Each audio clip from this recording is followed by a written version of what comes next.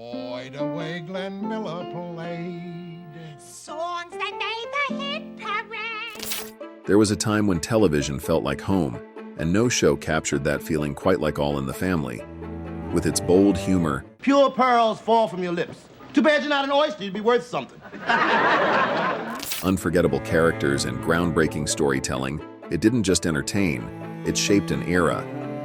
I'll tell them when I'm joking. I was joking. But as the years have passed, we've had to say goodbye to the beloved actors who brought these iconic roles to life. Join us as we remember the stars of All in the Family who have passed away.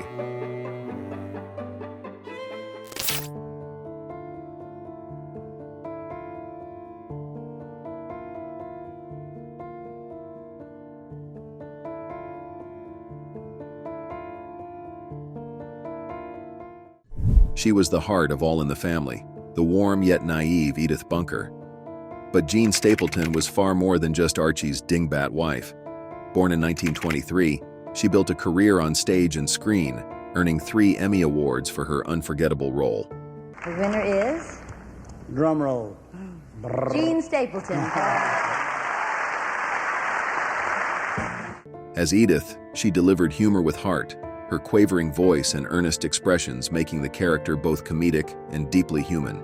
Did Irene run into him? But in 1980, Stapleton made a bold move. She walked away from the role, refusing to be typecast. Edith's death was written into the show, leaving millions mourning as if they'd lost a real family member. Beyond sitcoms, she thrived in theater and film, proving her versatility. On June 1st, 2013, she passed away at 90, leaving behind a legacy of warmth, laughter, and a reminder that even in comedy, there's room for truth. Rest in peace, America's forever dingbat.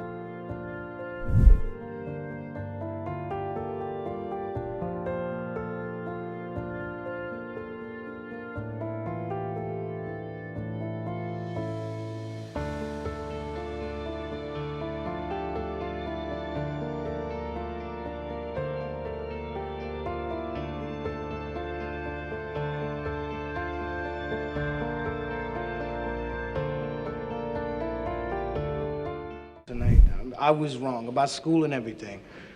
I'm sorry, okay? Before All in the Family and the Jeffersons made him a household name, Mike Evans was just a young actor chasing a dream. At 22, he landed the role of Lionel Jefferson, the sharp, self-assured son of George and Louise Jefferson. His portrayal brought humor and depth to one of television's first recurring black characters, navigating race, class, and generational divides with charm and wit. But Evans wasn't just an actor, he was also a storyteller. Alongside Eric Monte, he co-created Good Times, the first sitcom to center entirely on a black family. His influence helped reshape television, bringing more authentic black experiences to mainstream audiences. Despite his early success, Evans stepped away from the spotlight in the 1980s, living a quiet life focused on real estate. He rarely gave interviews, allowing his work to speak for itself. In 2006, Evans passed away at just 57 after a battle with throat cancer. Though his time was short, his impact was lasting. As Lionel Jefferson, he challenged stereotypes and made history. As a writer, he helped create one of the most beloved black sitcoms of all time. His legacy lives on, proving that great storytelling never fades.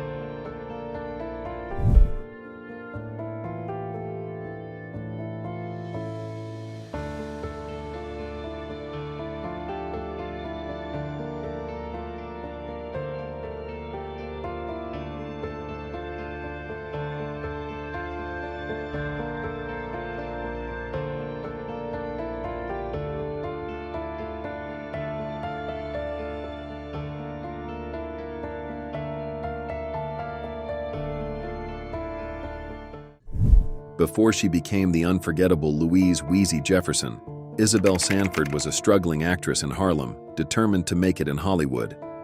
In 1971, at 54 years old, she landed the role of Louise on All in the Family, a role that would change her life. Strong-willed, loving, and always ready with a sharp comeback, Louise became one of TV's most beloved sitcom wives. When the Jeffersons spun off in 1975, Sanford made history. In 1981, she became the first black woman to win an Emmy for Best Actress in a comedy. And the winner is Isabelle Sanford. Waited so long, all my humility is just gone. A milestone that wouldn't be repeated for nearly 40 years. Despite her success, she never took herself too seriously, saying, "I was just an actress who did her job." In 2004, Sanford passed away at 86. But her legacy lives on. She wasn't just wheezy.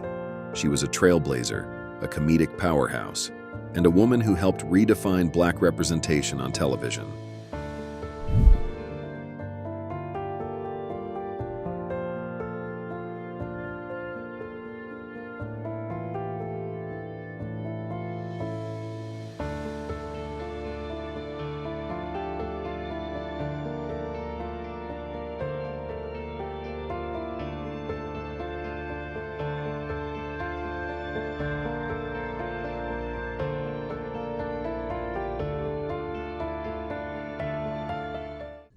Sherman Hemsley didn't just play George Jefferson, he was George Jefferson. I'll tell them when I'm joking. I was joking. With his strutting walk, sharp tongue, and larger-than-life personality, Hemsley made the character one of the most iconic in TV history. But before he was moving on up, he was a mail carrier in Philadelphia, dreaming of the stage. When All in the Family introduced George Jefferson in 1973, Hemsley brought him to life with unmatched energy. 2 years later, the Jeffersons spun off, and Hemsley cemented his place in sitcom history. For 11 seasons, he delivered unforgettable one-liners, clashed hilariously with neighbors, and showed that beneath George's bravado was a man who deeply loved his family. After the show ended, Hemsley kept working, appearing in Amen and countless guest roles. But he was always George to the fans. In 2012, he passed away at 74. Loud, proud, and always unforgettable, Sherman Hemsley left behind a legacy that still makes us laugh today.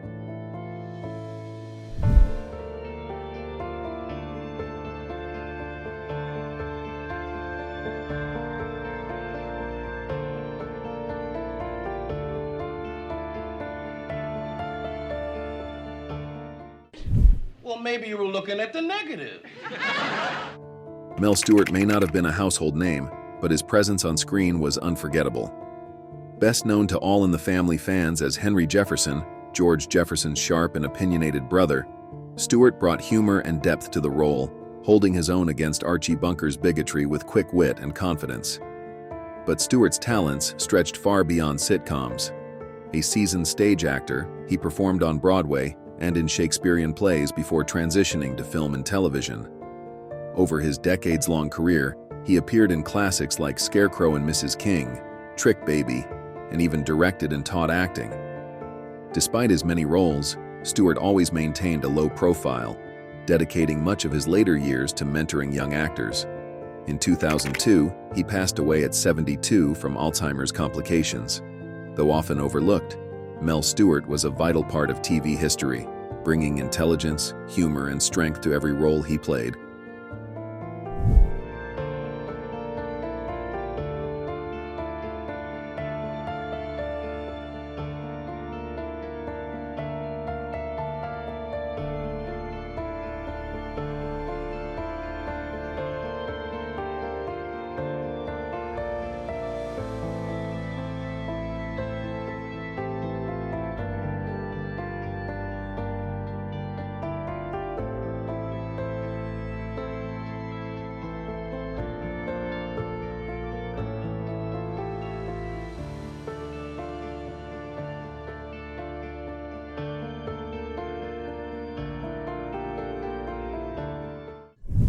Fresh mushrooms and 4 perfectly matched sprigs of parsley.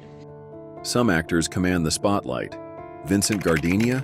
He owned it without even trying.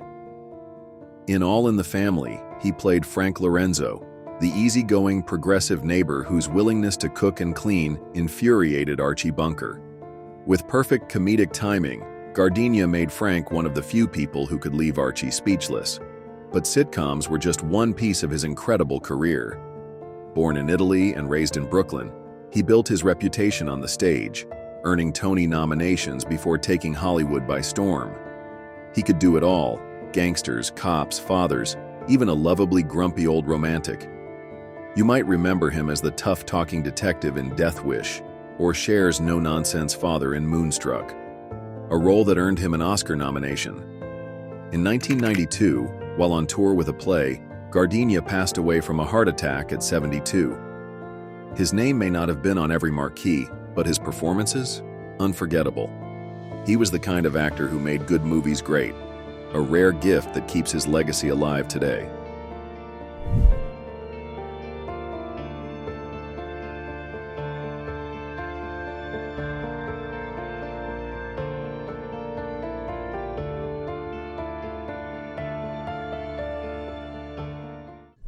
Sorrell Booke was the kind of actor who could disappear into any role.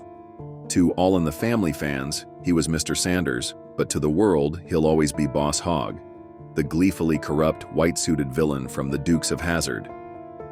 Unlike his bumbling TV character, Booke was a brilliant man. He spoke 5 languages, graduated from Yale, and even served in military intelligence. But acting was his true passion. Whether playing serious dramatic roles or over-the-top comedic ones, he brought depth and charm to everything he did. Though his most famous role was larger than life, Booke never let it define him. He embraced it, knowing that making people laugh was a gift. In 1994, he passed away from cancer at 64. He may have played a villain, but to fans, he was pure gold, proof that even the biggest scoundrels can steal our hearts.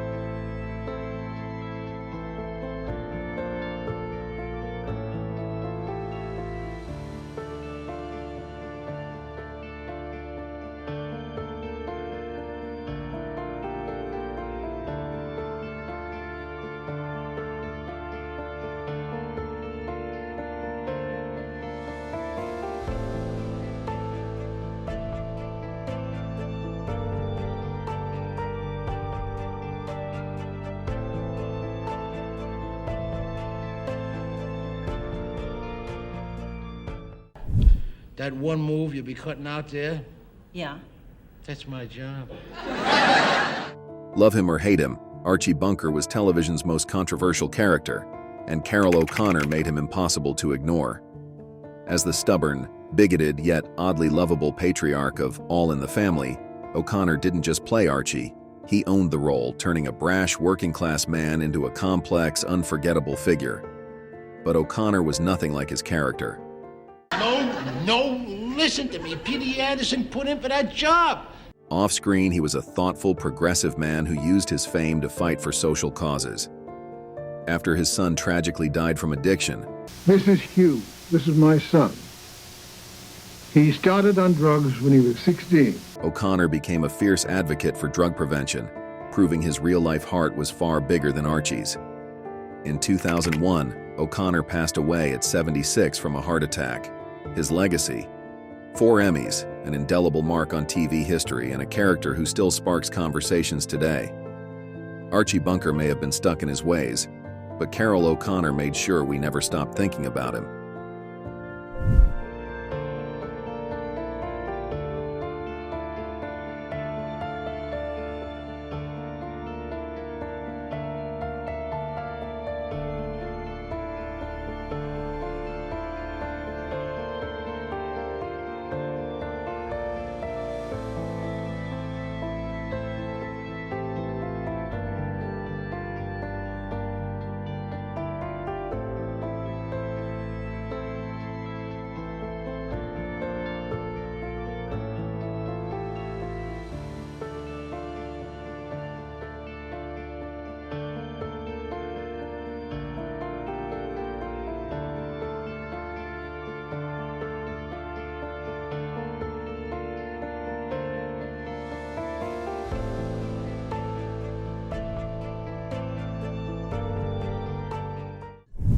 Betty Garrett had the kind of career most actors dream of: Hollywood musicals, Broadway stages, and sitcom stardom. To All in the Family fans, she was Irene Lorenzo, the tough yet warm-hearted feminist who had no problem standing up to Archie Bunker. But that was just one chapter in her incredible story. No, I'm an on-the-job trainee, and I'm going to run a forklift. Garrett was a rising MGM star in the 1940s, appearing alongside Frank Sinatra in On the Town and Take Me Out to the Ball Game. But in the 1950s, her career was nearly destroyed when her husband, actor Larry Parks, was blacklisted during the Red Scare. Instead of giving up, she turned to the stage, rebuilding her career one performance at a time.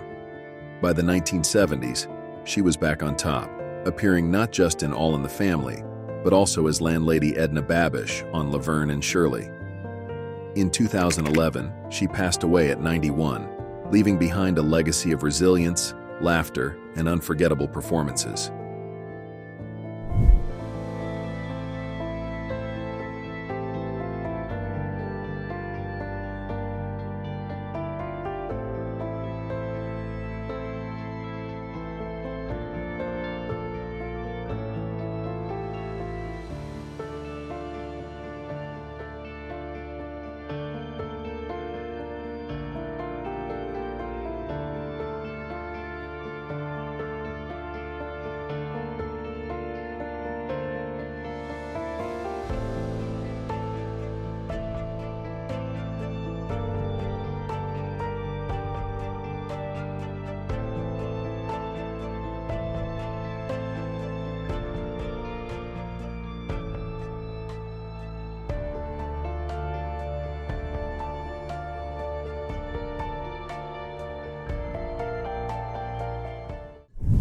You might not know his name, but you definitely know his voice.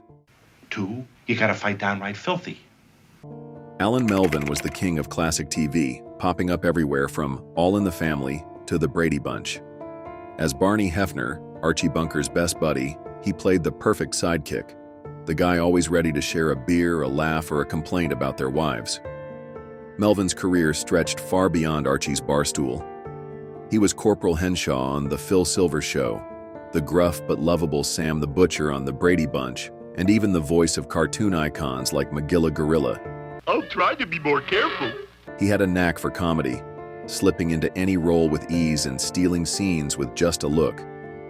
In 2008, he passed away at 84, leaving behind a career that spanned decades. He wasn't always the star, but he was the guy who made every show just a little bit better.